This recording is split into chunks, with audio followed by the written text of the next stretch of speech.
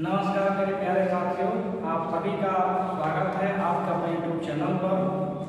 आज हम एनसीईआरटी के पोर्टल पे जो आपका निमी के द्वारा डाला गया है पीडीएफ फाइल इलेक्ट्रिकल का 4th सेमेस्टर का जो आपका क्वेश्चन पेपर है उसका हम समीक्षण करेंगे। आज का हमारा पहला क्वेश्चन है कि प्रकाश की तीव्रता को मापने के लिए किस अवरोधक का उपयोग किया जाता है। तो यहाँ पर आपके 4 ऑप्शन दिए गए हैं, VDR, NTC, PTC और LDR। ये चारों के चारों आपके एक विशेष प्रकार के क्या है रेजिस्टेंस, क्या है विशेष प्रकार के आपके ये विशेष प्रकार के रजिस्टर है। क्लियर। अब जो आपका VDR है इसका फुल फॉर्म ये हो सकता है कि जानने पूछते हैं। तो VDR का फुल फॉर्म होता है वोल्टेज डिपेंडेंट रजिस्टर, और ये जो दिया गया है ये क्या है, ये आपका सिंबल हो गया। उसके बाद आपका दिया गया है NTC, नेगेटिव टेम्परेचर कोएफिशिएंट। तो देखिए नेगेटिव टेम्परेचर कोएफिशिएंट का जो आपका सिंबल होगा ये होगा। यदि PT से होगा तो क्या होगा, वहां पर PT से लिखा होगा, यदि NTC होगा तो वहां पर NTC लिखा होगा। और PTC का मतलब होता है पॉजिटिव टेम्परेचर कोएफिशिएंट। उसके बाद आपका दिया गया है LDR यानी कि लाइट डिपेंडेंट रजिस्टर। तो ये क्या हो गया, ये उसका सिंबल हो गया और ये LED का पूरा फुल फॉर्म हो गया। अब जानते हैं कि इनका हम उपयोग कहाँ पे करते हैं। तो जो मेरा VDR है इसका जो स्ट्रेंथ होता है वोल्टेज के ऊपर डिपेंड करता है। ये जो आपका VDR है ये विशेष प्रकार का एक रजिस्टर है जो कार्बन चूर्ण एवं सेरामिक वाइन पदार्थ से बना जाता है, जिसका प्रतिरोध वोल्टेज के ऊपर डिपेंड करता है। क्लियर। जो मेरा NTC है नेगेटिव टेम्परेचर कोएफिशिएंट, ये जो है आर्सेनिक ट्यूब या फिलामेंट परिपथ में या टाइमर में क्या करते हैं, टाइमर परिपथ में इसका उपयोग करते हैं। इसमें होता क्या है कि जब तापमान बढ़ता है, तो क्या होता है यहाँ पर जो करंट का जो वैल्यू होता है वो बढ़ जाता है। अब चलते हैं PTC, पॉजिटिव टेम्परेचर कोएफिशिएंट। इसमें क्या होता है कि जो आपका होता है यह भी एक विशेष प्रकार का रेजिस्टेंस है जिसका उपयोग हम लोग किसमें करते हैं, जिसका उपयोग हम लोग करते हैं ट्रांजिस्टर में। इसके लिए तो बायस स्थितिकरण। तो बायस स्थितिकरण का मतलब होता है कि जब हम किसी इलेक्ट्रॉनिक्स कंपोनेंट के पार्ट पर या किसी कंपोनेंट पर जो वोल्टेज देते हैं उस वोल्टेज को हम क्या करते हैं, बायस करते हैं। क्या करते हैं, बायस करते हैं। और ये बना किसका होता है, तो निकेल ऑक्साइड या मैग्नीज ऑक्साइड एवं कोबाल्ट ऑक्साइड के मिश्रण से बनाया जाता है। LDR light dependent register. तो जो लाइट डिपेंडेंट रजिस्टर है इसका काम होता है प्रकाश के अनुसार या प्रकाश के किरण के अनुसार अपने रेजिस्टेंस को बढ़ाना और घटाना। तो LDR का उपयोग हम लोग किससे करते हैं, प्रकाश जो होता है उसके अवरोधक के रूप में, यानी कि प्रकाश बढ़ने से या प्रकाश घटने पर क्या होगा, इसका रेजिस्टेंस घटेगा और बढ़ेगा। और LDR का उपयोग हम लोग कहाँ करते हैं, तो स्ट्रेट लाइट में करते हैं। हमारा जो अगला क्वेश्चन दिया है, अगला क्वेश्चन है कि सिलिकॉन सेमीकंडक्टर डायोड किस कोड से निर्मित होता है। तो जो आपका सिलिकॉन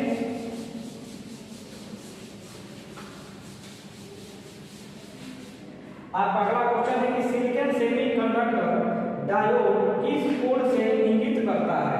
तो जो आपका सिलिकॉन जो डायोड होता है उसे इंगित करने के लिए ME407 का हम क्या करते हैं, उपयोग करते हैं। अगला हमारा क्वेश्चन दिया है कि फुल वेव रेक्टिफायर का इनपुट रिपल फ्रीक्वेंसी क्या है। ध्यान दीजिएगा, फुल वेव रेक्टिफायर। क्लियर। तो पहले हम जान लेते हैं रेक्टिफायर के बारे में। क्लियर। तो रेक्टिफायर तो होते हैं दो प्रकार के होते हैं।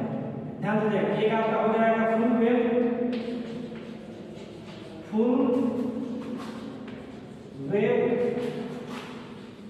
रेक्टिफायर। अब फुल वेव रेक्टिफायर में एक होता है आपका कौन सा, एक आपका होता है दो डायोड वाला। कौन सा होता है आपका, दो डायोड वाला होता है। क्लियर। तो जो आपका दो डायोड वाला होगा तो दो डायोड वाले में हम लोग क्या करेंगे, कौन सा ट्रांसफार्मर यूज करेंगे, तो वह ट्रांसफार्मर यूज करेंगे जिसमें कॉमन पॉइंट क्या होगा,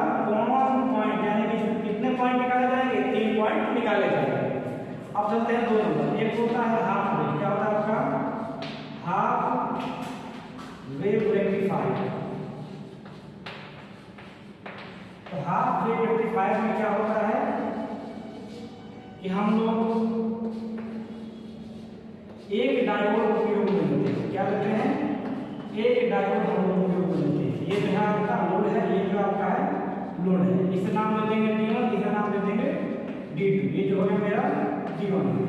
अब देखिए इसका जो वेव फॉर्म होगा फुल वेव का, तो फुल वेव का वेव फॉर्म आपका ये होता है, इसे हम कहते हैं वेव फॉर्म। और हाफ वेव का वेव फॉर्म इस प्रकार का होता है, इसे कहते हैं वेव फॉर्म। अब यहाँ पर ध्यान दीजिएगा, हमारा जो रेक्टिफायर हो गया कौन सा हो गया? एक फुल वेव हो गया, एक आपका हाफ वेव हो गया। अब फुल वेव में एक होता है 2 डायोड का और एक होता है ब्रिज रेक्टिफायर। क्लियर?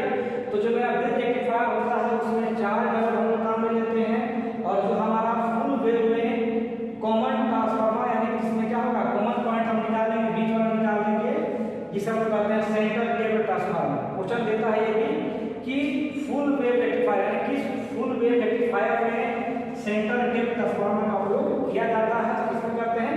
जिसमें 2 डायोड लगाते हैं, वहां पे करते हैं। क्लियर? ये आपका हो गया कौन सा? ये आपका हो गया सिंगल वेव रेक्टिफायर। ये इसका हो गया वेव फॉर्म। तो हम लोग जो यहाँ पर सप्लाई इन करेंगे वो सप्लाई हमारी इस प्रकार की, यहाँ पर भी और यहाँ पर भी। तो हम यहाँ पे देखते हैं कि डायोड जो होता है प्लस वाले पॉइंट को आगे जा देता है और नेगेटिव वाले पॉइंट क्या करता है, वो रोक देता है, ब्रेक कर देता है। अब देखिएगा, अब यहाँ पर इसमें ध्यान दीजिएगा, तो यहाँ पर क्या है कि हमारा जो साइकिल है यानी कि भारत का जो साइकिल है, जो फ्रीक्वेंसी है वो 50 साइकिल पर सेकंड है, यानी कि 1 सेकंड में इस प्रकार का 50 साइकिल तैयार करेगा। बात समझ आ गई? तो डायोड क्या करता है, केवल ऊपर वाले को पास करता है। ऊपर वाले को पास करेगा तो इस प्रकार का जो साइकिल होगा कितना बनेगा? 50 बनेगा। ध्यान दीजिएगा, हाफ वेव रेक्टिफायर में जो हमारा साइकिल बनेगा वो किस प्रकार का बनेगा? 50 बनेगा, इस प्रकार का बनेगा। और इस प्रकार के फ्रीक्वेंसी को हम लोग कहते हैं रिपल फ्रीक्वेंसी। ध्यान दीजिएगा फिर एक बार, हमारा जो डीसी होता है, डीसी एक आपका होता है प्योर डीसी, एक होता है आपका पल्सेटिंग डीसी।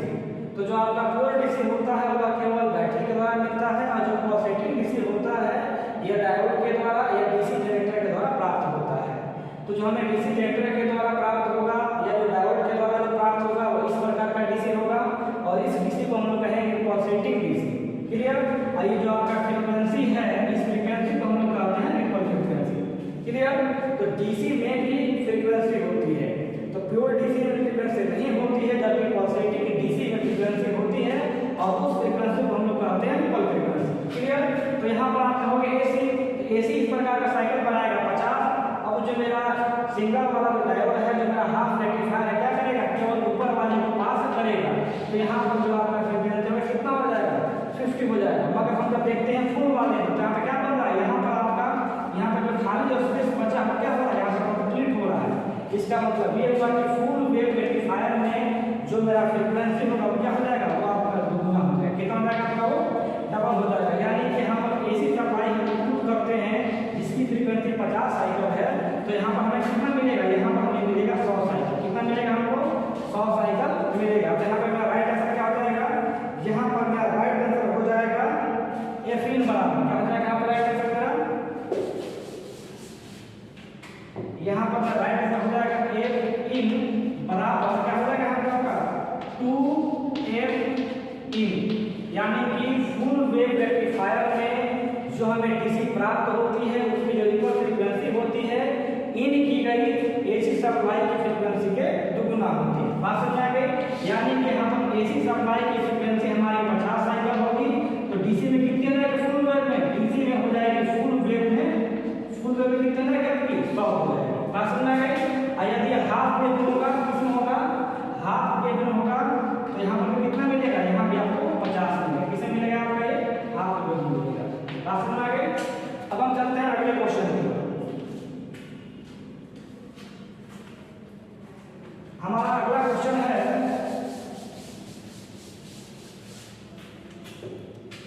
एक सक्रिय घटक कौन सा है? एक सक्रिय घटक कौन सा है? ध्यान दीजिएगा, जो हमारे कंपोनेंट यूज करते हैं इलेक्ट्रॉनिक में, इलेक्ट्रॉनिक्स में जो हम लोग कंपोनेंट यूज करते हैं वो दो प्रकार के होते हैं, एक होते हैं सक्रिय और दूसरे होते हैं निष्क्रिय।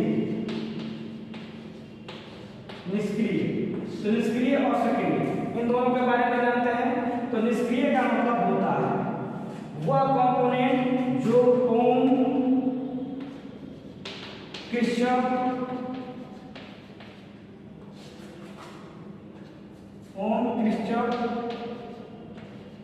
इत्यादि के नियम का पालन करते हैं। ध्यान दीजिएगा, निष्क्रिय कंपोनेंट का मतलब होता है कि वह कंपोनेंट जो ओम के नियम, जो किरचॉफ के नियम का अनुपालन करते हैं उसे हम लोग कहते हैं निष्क्रिय कंपोनेंट। निष्क्रिय कंपोनेंट में आपका आता है चौक, आपका आता है कैपेसिटर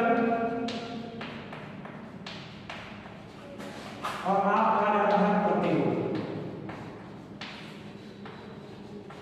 तो हमारे जो निष्क्रिय कंपोनेंट होते हैं कौन से होते हैं? मुख्य रूप से चौक होता है, कैपेसिटर होता है और प्रतिरोध होता है।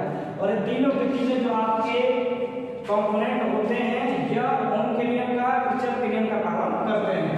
बाकी जो आपका सक्रिय कंपोनेंट होता है या ओम के नियम या किरचॉफ के नियम का पालन नहीं करता है। जैसे कि आपका क्या चीज? डायोड, ट्रायोड, डायोड, ट्रांजिस्टर इत्यादि। क्लियर? तो सक्रिय कंपोनेंट किसे कहते हैं और निष्क्रिय कंपोनेंट किसे कहते हैं आप जान गए। सक्रिय का मतलब हो गया कि जो ओम के नियम का या किरचॉफ के नियम का अनुपालन नहीं करेगा, जैसे आपका डायोड हो गया, ट्रायड हो गया, डायोड हो गया, ट्रांजिस्टर हो गया इत्यादि। और निष्क्रिय कंपोनेंट किसे कहेंगे? जो ओम के नियम का पालन करेगा और किरचॉफ के नियम का पालन करेगा, जैसे कि कैपेसिटर, चौक और रेजिस्टेंस। यहाँ पर क्वेश्चन में क्या दिया? क्वेश्चन दिया गया है यहाँ पर हमारा कि एक सक्रिय घटक कौन सा है। सक्रिय घटक कौन सा हो जाएगा आपका? तो सक्रिय घटक हो जाएगा आपका ट्रांजिस्टर। क्लियर? अब चलते हैं अगले क्वेश्चन की ओर। हमारा अगला क्वेश्चन दिया है कि कौन सा अक्षर यौगिक पदार्थ कैडमियम सल्फाइड को इंगित करता है। तो जो मेरा आर है क्या करेगा? कैडमियम सल्फाइड को इंगित करेगा। तो हम चलते हैं अगले क्वेश्चन की तरफ। हमारा अगला क्वेश्चन दिया गया है कि प्रतीक का नाम क्या है। तो यहाँ पे एक प्रतीक बनाया गया है और पूछा गया है कि इस प्रतीक का नाम बताइए।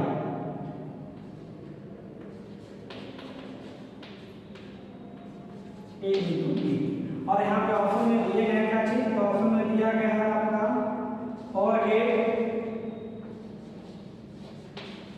2 नंबर में दिया गया है आपका AND gate, AND gate, 3 number में आपका दिया गया है नोर गेट।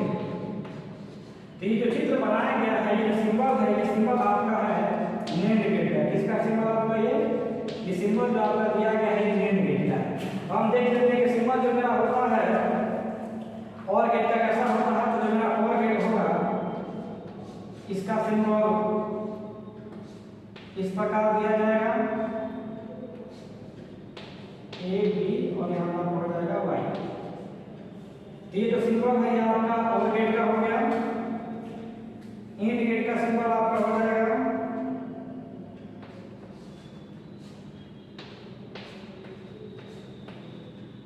ए बी, यहाँ पर हो जाएगा वाई, यहाँ पर हो जाएगा वाई ए इंटू बी। और जो आपका नोर गेट दिया गया है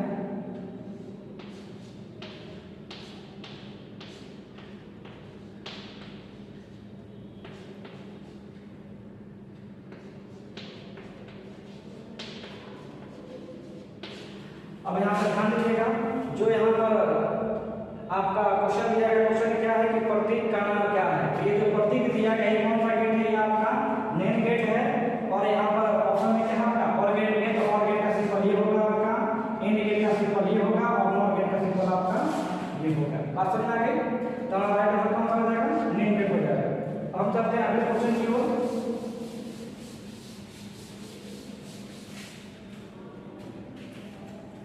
हमारा अगला क्वेश्चन दिया गया है कि एक निष्क्रिय घटक कौन सा है। निष्क्रिय घटक कौन सा है? यहाँ पर ऑप्शन में आपका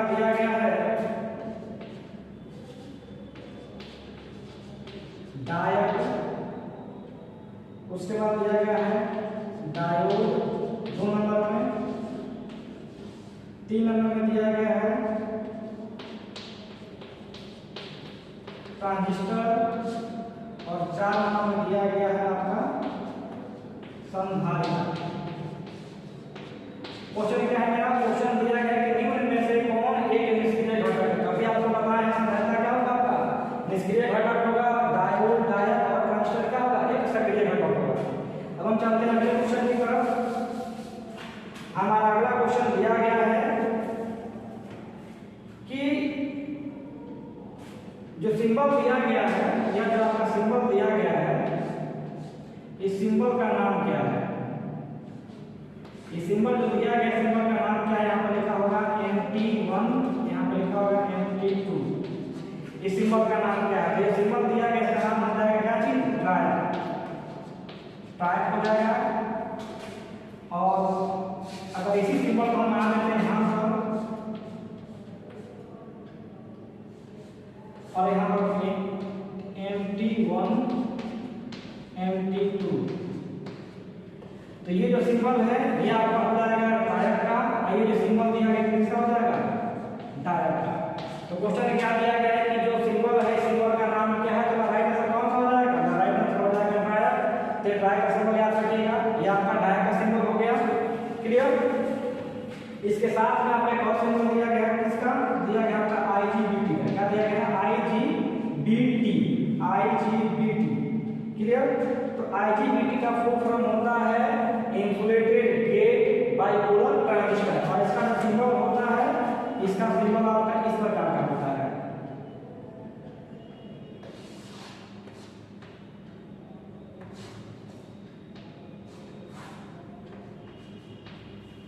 यहाँ पर हो जाएगा गेट, कलेक्टर और यहाँ पर हो जाएगा आपका एमिटर। तो किसका सिंबल हो गया? ये सिंबल हो गया आपका IGBT का, ये सिंबल हो गया ट्रायड का, ये सिंबल हो गया आपका डायोड का। क्लियर? इसमें एक सिंबल आपका दिया गया है किसका? ये आपका ध्यान दीजिएगा। एक इसमें क्या दिया है? एक इसमें आपका दिया है SCR। क्या दिया है? SCR। तो SCR का जो सिंबल है इस प्रकार हो जाएगा।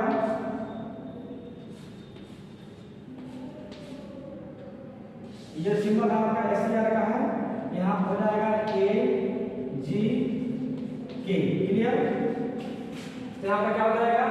एनोड, कैथोड और गेट। क्लियर? तो यहाँ पर किसका सिंबल हो गया? ये आपका हो गया SCR।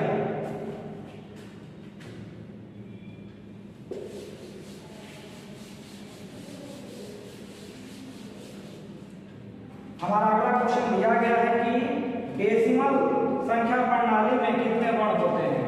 तो आप ध्यान दीजिएगा, यहाँ पर डेसिमल संख्या पूछा है। एक होता है बाइनरी। तो बाइनरी में जो वर्ण होते हैं दो होते हैं। एक होता है ऑक्टल। ऑक्टल में कितना होगा? 8 होगा। एक होता है आपका डेसिमल। डेसिमल में टोटल आपके यहाँ 10 होते हैं। और एक होता है हेक्साडेसिमल।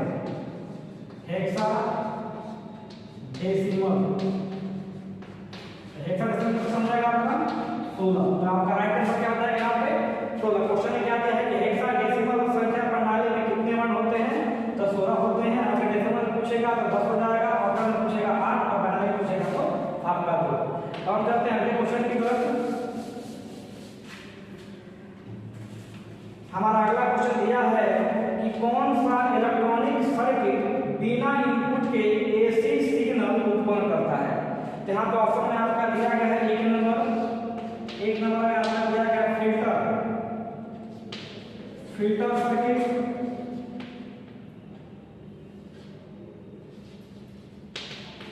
दो नंबर में आपका दिया गया है रेक्टिफायर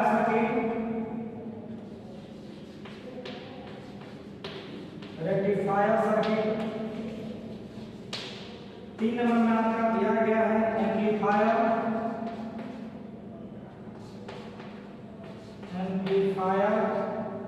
और 4 नंबर में दिया गया आपका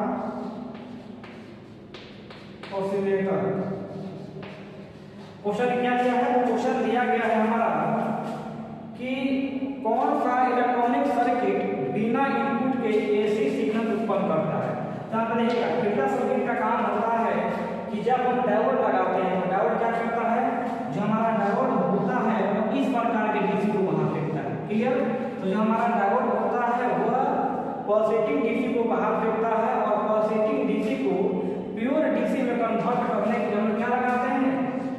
सर्किट लगाते हैं। क्लियर? फिल्टर सर्किट में हम लोग कैपेसिटर, चौक, रेजिस्टेंस इत्यादि का उपयोग करते हैं। तो फिल्टर सर्किट का काम क्या होता है? फिल्टर सर्किट का काम होता है पॉजिटिव डीसी को प्योर डीसी में बदलना। यहाँ पर दिया 2 नंबर में रेक्टिफायर। तो रेक्टिफायर का काम होता है एसी को डीसी में कन्वर्ट करना। यहाँ पर दिया गया है एम्पलीफायर। एम्पलीफायर क्या करता है? जो हमारा एम्पलीफायर होता है, इनपुट जो हम लोग पावर करते हैं उसकी अपेक्षा हमको जो आउटपुट देता है क्या देता है? अधिक देता है। एम्पलीफायर जो होता है यह हमें आउटपुट शक्ति क्या देता है? इनपुट की अपेक्षा अधिक देता है। अब यहाँ पर 4 नंबर में दिया गया ऑसिलेटर। ऑसिलेटर का मतलब होता है दोलन यानी कि कंपन। तो जो हमारा ऑसिलेटर होता है वो क्या करता है? यह एक प्रकार का कंपन पैदा करता है। तो राइट आंसर कौन सा हो जाएगा? राइट आंसर हो जाएगा ऑसिलेटर। बात समझ में आ गई? अब हम चलते हैं नेक्स्ट क्वेश्चन की तरफ। हमारा अगला क्वेश्चन दिया है कि कौन सा उपकरण मापे हुए या परीक्षित मात्रा का एक दृश्य प्रदर्शित करता है? ध्यान दीजिए यहाँ पर। तो हमारा क्वेश्चन नंबर दिया गया है 11 नंबर क्या है? तो कौन सा उपकरण मापे हुए या परीक्षित मात्रा का एक दृश्य प्रदर्शित करता है? तो यहाँ पर ऑप्शन में दिया है क्या चीज? Voltage stabiliser. तो आप लोग जानते हैं वोल्टेज स्टेबलाइजर क्या करता है? वोल्टेज को बढ़ाता है और घटाता है। 2 नंबर में दिया है फलन जनक। तो फलन जनक क्या करता है? ये एक प्रकार का डिवाइस, एक प्रकार का ये यंत्र है जो कई सारी फ्रीक्वेंसी क्या करता है? उत्पन्न करता है। जैसे कि इसमें हम क्या करेंगे? साइन वेव देंगे, यानी कि एसी की जो हमारी साइन वेव होती है देंगे, तो हमें ये क्या करेगा? स्क्वायर वेव या तुच्छ वेव इत्यादि में क्या करता है? बदल करके देता है। बात समझ में आ गई? तो फलन जनरेटर का काम क्या होता है? कई प्रकार की फ्रीक्वेंसी को पैदा करना।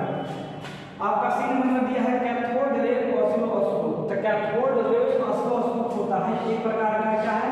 ये आपका डिवाइस है, यंत्र है, जिससे हम क्या करते हैं? इसमें एक आपका डिस्प्ले होता है। इस डिवाइस में एक आपका डिस्प्ले होता है। इस डिस्प्ले पर जो है कि ये आपका डिस्प्ले हो गया। अब हम क्या करते हैं? ऑसिलोस्कोप से हम लोग चेक करते हैं क्या चीज? कि हमारी एसी सप्लाई किस प्रकार चलती है या डीसी सप्लाई किस प्रकार चलती है। उसके साथ साथ हम लोग ये भी पता करते हैं कि कोई कंपोनेंट या पार्ट खराब है या बढ़िया है। तो ऑसिलोस्कोप जो होता है इसमें एक डिस्प्ले होता है और ये डिस्प्ले में क्या करता है? या डिस्प्ले के माध्यम से कोई सामान खराब है या बढ़िया है, कोई कंपोनेंट खराब है या बढ़िया है, तो उसकी जो जांच होती है क्या करती है? एक फिगर बना करके देता है, एक दृश्य बना करके देता है। और उस दृश्य को देख करके हम समझ जाते हैं कि मेरा जो सामान है वो खराब है या बढ़िया है। बात समझ में आ गई? तो जो मेरा ऑसिलोस्कोप है ये किसी कंपोनेंट के खराब होने पर या बढ़िया होने पर उसका दृश्य क्या करेगा? बता करके बताएगा। तो मैं यहाँ राइट आंसर कौन सा हो जाएगा? Cathode ray oscilloscope. आपका 4 नंबर में दिया गया है डी नंबर में आपका क्या है? Radio frequency generator. तो जो आपका रेडियो फ्रीक्वेंसी जनरेटर होता है ये क्या करता है? जैसे मान लेते हैं कि 50 हर्ट्ज की फ्रीक्वेंसी है तो क्या करेगा? रेडियो इसे बढ़ा देगा, बढ़ा करके 100 कर देगा, 1000 कर देगा, 1000 हर्ट्ज या जो क्या करेगा? बढ़ा देगा। आप समझ गए? तो मेरा जो रेडियो फ्रीक्वेंसी जनरेटर होता है वो फ्रीक्वेंसी की मान को बढ़ाता है। जो मेरा फंक्शन जनरेटर होता है वो क्या करता है? कई सारे वेव को पैदा करता है। जो मेरा वोल्टेज स्टेबलाइजर होता है वो वोल्टेज को बढ़ाता है। और जो कैथोड रे ऑसिलोस्कोप है यह किसी कंपोनेंट के खराब होने या बढ़िया होने की जो होती है क्या करता है? चित्र बना करके बताता है हमें। और साथ में इसके द्वारा क्या करते हैं? इसके द्वारा एसी सप्लाई किस प्रकार चलती है, डीसी सप्लाई किस प्रकार चलती है, उसकी हम क्या करते हैं? जांच करते हैं या इसके डिस्प्ले पर हम क्या करते हैं? चीज को देख लेते हैं। अब चलते हैं अगले क्वेश्चन की तरफ। हमारा अगला क्वेश्चन दिया गया है कि एक दोलन सर्किट में अनुनाद आवृत्ति की गणना करने का सूत्र क्या होता है? तो पहले हम जानेंगे अनुनाद सर्किट। तो यदि सर्किट हमारे 3 प्रकार के हैं। सर्किट कितने प्रकार के होते हैं? सर्किट हमारे होते हैं 3 प्रकार के। अब देखिए एक जो होता है इसे हम कहते हैं रजिस्टिव। क्या कहते हैं? रजिस्टिव यानी कि प्रतिरोधक सर्किट या प्रतिरोधक लोड। 2 नंबर में आपका आता है कैपेसिटिव और 3 नंबर में आपका आता है इंडक्टिव। ध्यान दीजिएगा जो हमारे लोड होते हैं 3 प्रकार के होते हैं। रजिस्टिव लोड, कैपेसिटिव लोड और इंडक्टिव लोड। कैपेसिटिव लोड का मतलब होता है कैपेसिटर, रजिस्टिव लोड का मतलब होता है रेजिस्टेंस और इंडक्टिव लोड का मतलब होता है कॉइल। यहाँ तक बात समझ गई? लोड 3 प्रकार के होते हैं, रजिस्टिव, कैपेसिटिव और इंडक्टिव। क्लियर? अब हम किसी सर्किट में यदि क्या लगाते हैं, कैपेसिटर लगाते हैं, कैपेसिटर के साथ साथ हम लोग रेजिस्टेंस लगाते हैं और इसके साथ साथ हम लोग चौक लगाते हैं। क्लियर? तो जिस सर्किट में तीनों चीज लगाया जाए, क्या लगाया जाएगा? तीनों चीज लगाया जाएगा। बात समझ आ गई?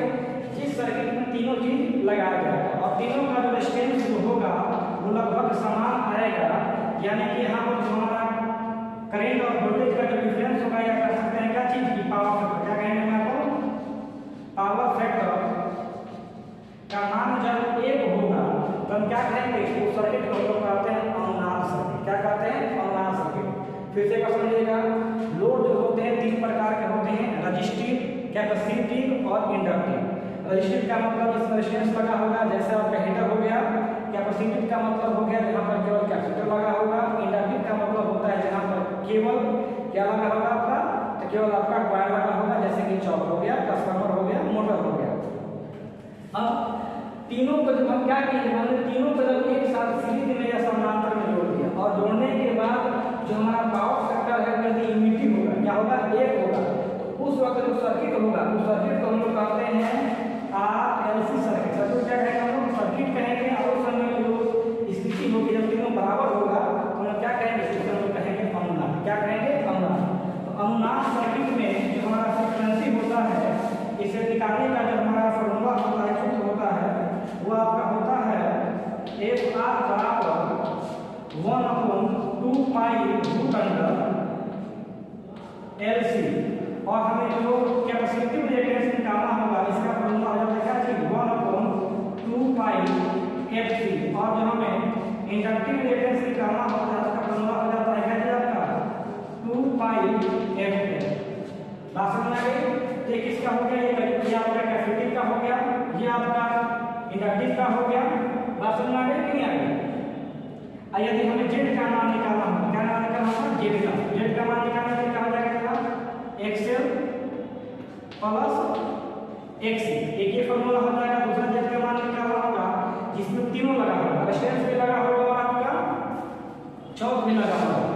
तो जब हमें तीनों निकालना होगा तो क्या क्या मिला? रूट अंडर, यहाँ पे आपका स्लैब छोड़ दिया उन्होंने, क्या जाएगा? रूट अंडर R² प्लस आपका क्या हो जाएगा?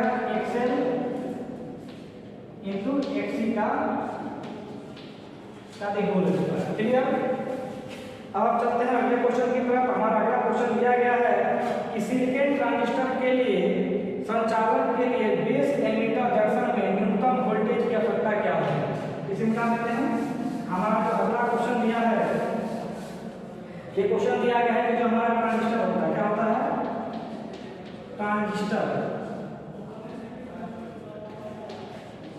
ट्रांजिस्टर की बात करें, डायोड की बात करें, तो जो हमारा ट्रांजिस्टर होता है या डायोड होता है, यह P और N और ये जो होता है PN, यानी कि जो हमारा डायोड होता है या ट्रांजिस्टर होता है या P टाइप और N टाइप के मटेरियल से बनता है। क्लियर? अब जब P और N टाइप के मटेरियल से बनता है तो डायोड या ट्रांजिस्टर बनाने के लिए हम लोग 2 धातुएं काम में लेते हैं। कौन सा? 2 चीजें काम में लेते हैं। एक लेते हैं जर्मेनियम, क्या लेते हैं? जर्मेनियम। और एक लेते हैं सिलिकॉन, क्या लेते हैं? सिलिकॉन। क्लियर?